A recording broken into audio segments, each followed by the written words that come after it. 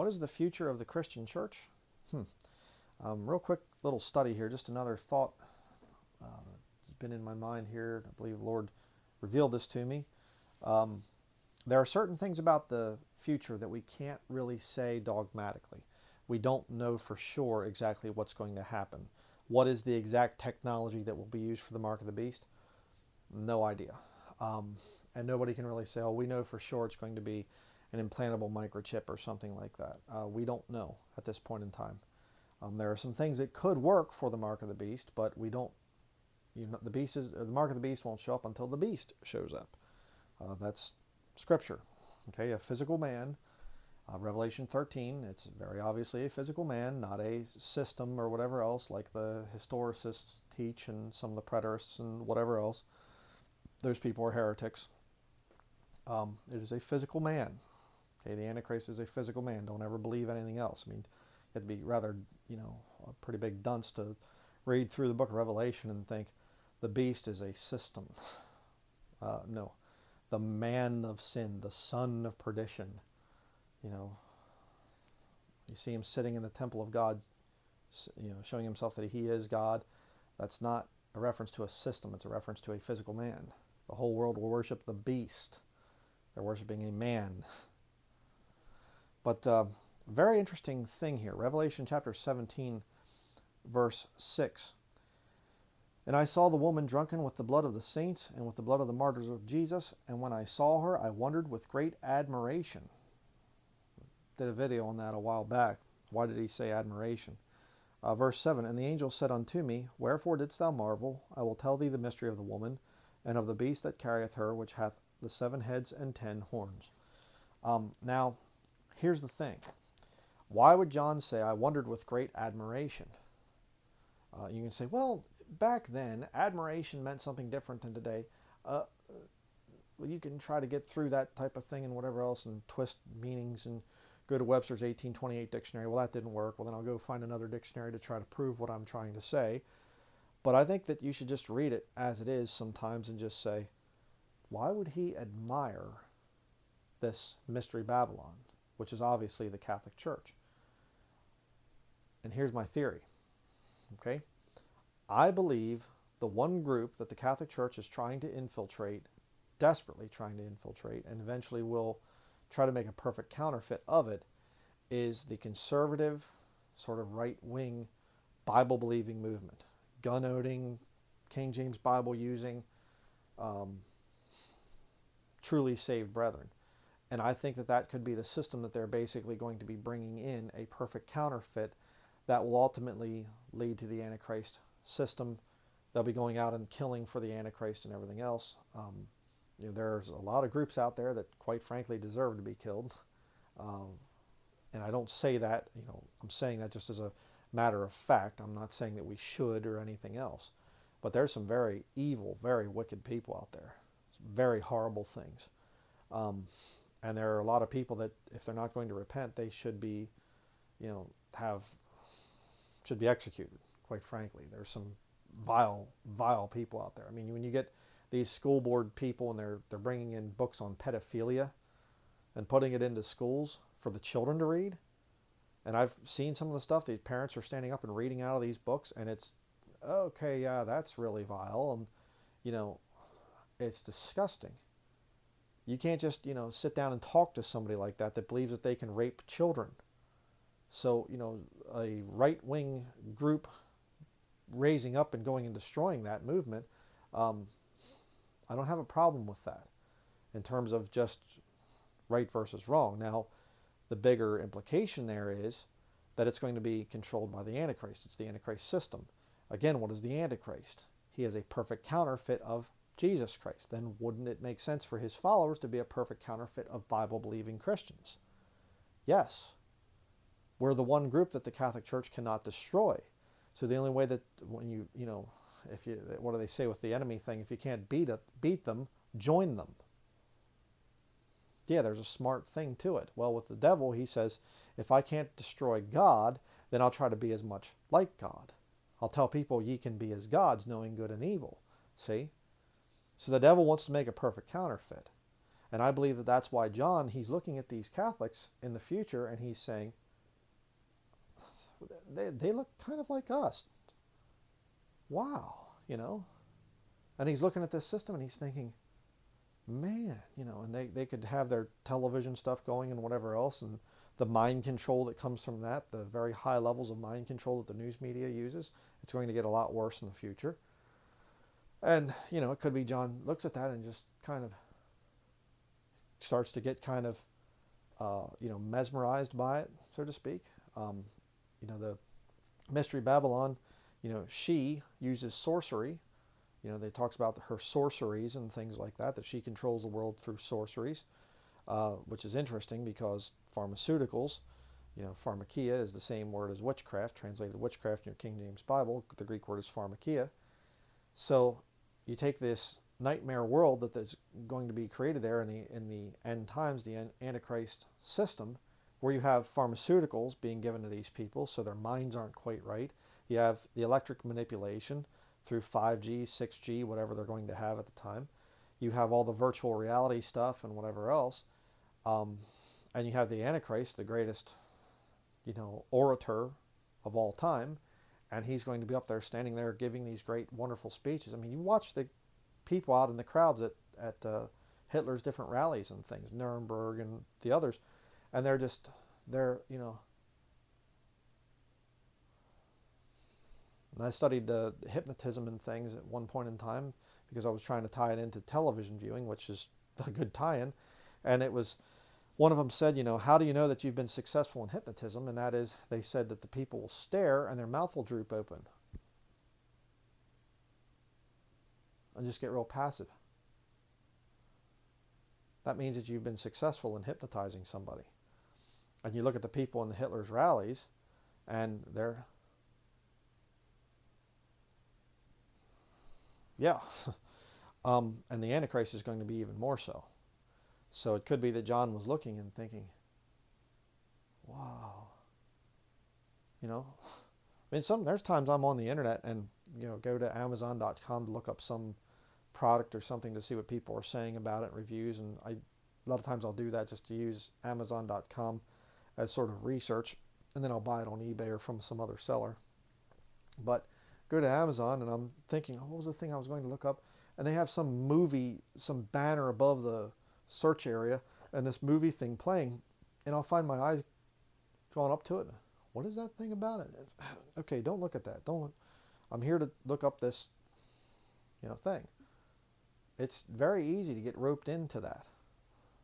And I don't know, it's just something to think about there. I've been thinking about this, but the danger is going to be that as we get closer to the Antichrist system coming in, it's going to look like more people are respecting the Bible, and there's more Bible-believing type of standards coming. And I'm seeing a lot of people adopting the term Bible believer, which is rather interesting because back when I got on YouTube and I started making videos in 2009, 2010, originally got on in 2008, but I only had logging and fishing videos out, so that kind of doesn't count. But when I started to come out, there weren't that many people saying Bible believer. It was, we're Baptists or, you know, whatever. And I started to say Bible believing a lot in my videos, and a lot of people started to adopt that same thing. But the Catholics, they can't quite say Bible believer yet, because they obviously they hold their divine tradition above the sacred scriptures according to their own, you know, admission. But I do study the trad cat movement, the traditional Catholic movement, and I'm seeing a lot of these guys and they're saying, we're Christians, you know, we need to clean up our acts and our speech. We shouldn't be using profanity. We're Christians, and you know.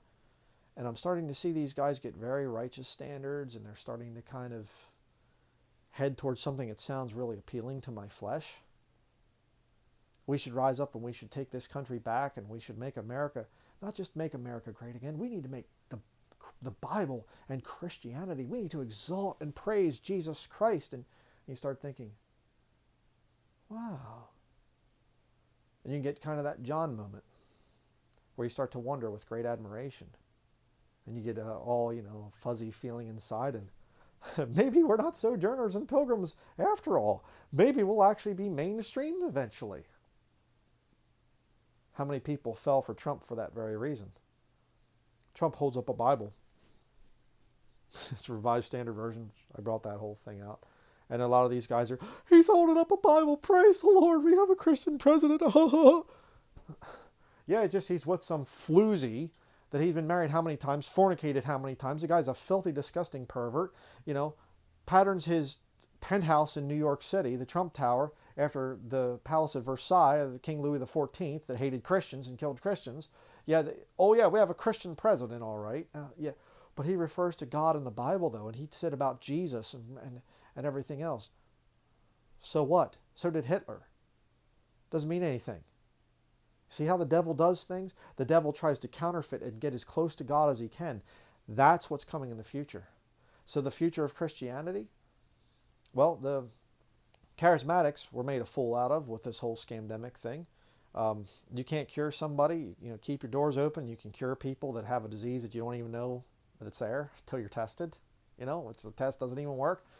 So the charismatics are, nobody really takes them seriously unless you're just one of the brain dead people that likes to be conned by the charismatic system. So get them out of the way. The independent fundamental Baptists with the nobody tells me what to preach in my pulpit. This is my church. This is my pulpit. The whole thing. Oh, how did that work out? They fell apart. So the IFB is wiped off the screen there now. They're a joke. These guys are so whipped now. And yeah. What else is left? All the church buildings shut down. There wasn't one denomination that didn't. They all shut down.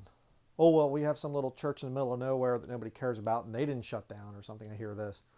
What does that matter? Doesn't mean anything. You're yoked up to all the others because you have a building that you call a church. So what's going to happen?